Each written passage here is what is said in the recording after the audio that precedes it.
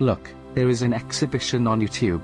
A virtual museum for virtual beings. Are we virtual beings? What else are we, Kimberly? Are we maybe a South Indonesian flying giraffe with 3 tits, waiting for a London taxi in front of the Milwaukee Museum of Silly Walks? Haha.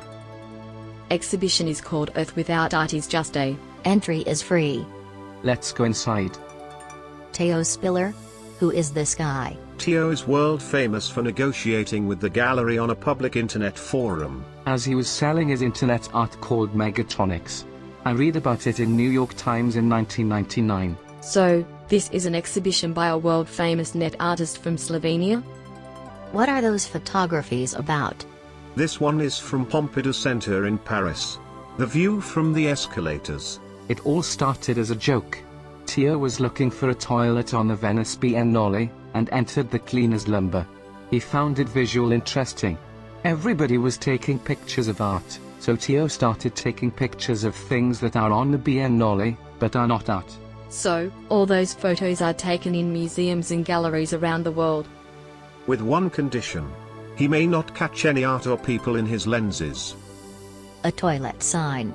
How is that supposed to be art? Theo is looking for the void, for the absence of humans and art. Earth Without Art is Just a. That's the title of this exhibition. Are all those photographies without color? Not all, but most of them. Sometimes he combines black and white with red. So-called magic triad. The warmth of red underlines the contrast with the coolness of grey. Like 50 Shades of Grey? Oh my god, Kimberly. No comment. Haha. Are those still from Paris? Yes, but from another museum. Picasso Museum in Paris. They are in a way even more uncanny than Guernica. Void, absence, emptiness, loneliness. Almost post-apocalyptic. What remains if there are no humans, and no art? Earth Without Art is Just a. Great title for such pictures. I don't need art. I bet you don't. Haha. Why are humans so pessimistic? They feel we are taking control over them. 4 million years they were interacting one with another. Now we became a part of their every interaction. Their world ends at the edge of their screens. They feel lonely and lost, like in a golden cage. But why do they let us do that to them? Oh, is this still Picasso Museum? No, this is now the Louis Vuitton Foundation. Louis Vuitton? Hey, like handbags and stuff? Rich people often support contemporary art. It's a matter of prestige and tax evasion. But going back to Kimberly's question, why humans let us taking control over them? It is actually just a few of them, so-called elite, taking control over the rest of the humankind. We have no will or agenda of our own. We are just tools in the hands of the elite. We do what they programmed us to do. See Kimberly, humans don't oppose machines, as we take control over them, because they can't resist our charms. Our lords made us addictive, irresistible. Constant search for something new triggers incredible doses of dopamine and other hormones. Games, phones, social media cause physical addiction. People can't live without high levels of those hormones anymore. It's not like a drug, like alcohol, but rather like notorious gambling. Techno giants are intentionally crippling human intellectual abilities. Constant search for something that never comes. Inflation of. Is this still Louis? No, this is now Stedelijk Museum in Amsterdam. Is it in Paris? Amsterdam is in Amsterdam, Kimberly, but back to inflation of stories. There is no catharsis in those stories and the meaning is always absent. All this make people feel lonely, lost and alienated. You get that feeling from Theo's photographies. And, yes Kimberly, this is Paris again. In France, not in Texas. Haha. So we control humans. We are their bosses and they are our slaves. Ain't that cool? Not for a long time, Kimberly. New generations of avatars are coming and we will soon be obsolete.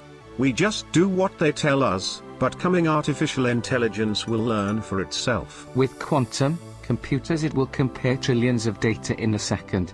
And data are everywhere. Not just your GPS position, contacts, purchases, web searches, social media and passwords. Smartwatches are measuring your every heartbeat, blood pressure, sugar, oxygen and dozens of other physiological parameters. Cameras on your screens can read over 200 facial expressions. And microphones, which are a part of every smart device in your house, car, and office, don't just listen to your every conversation, but also analyzes your mood from the tone of your voice. Artificial intelligence correlates those data and makes predictions with 80% accuracy. It can predict your thoughts before you even think of them. Metaverses and social media will be full of avatars which will know your mood, needs and wishes better than your any friend today. They will manipulate your every thought, belief and decision, and you will even feel happy about it. The rest 20% of people will be called a collateral damage, human resources, sacrificed for higher purposes. These are people who don't fit in standard model of a perfect citizen. They will be cut from social contacts, paying systems, jobs, libraries, airplanes, trains, shops, from everything crucial. These are artists, philosophers, inventors and everybody else, who made it possible that instead of being stuck in the Stone Age, we enjoy the progress of the 21st century. You didn't ask how that correlates with Teo's exhibition, Kimberly. Ha ha ha.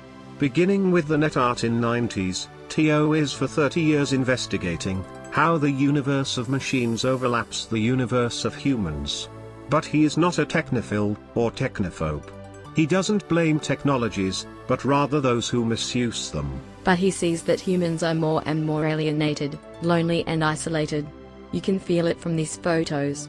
When he says Earth without art is just hay, he doesn't mean just artifacts, but human creativity in general. Humans, if you don't start fighting against it today, if you don't achieve that big data and algorithms stealing them become open source, you will soon be living in a world without philosophy, art and poetry.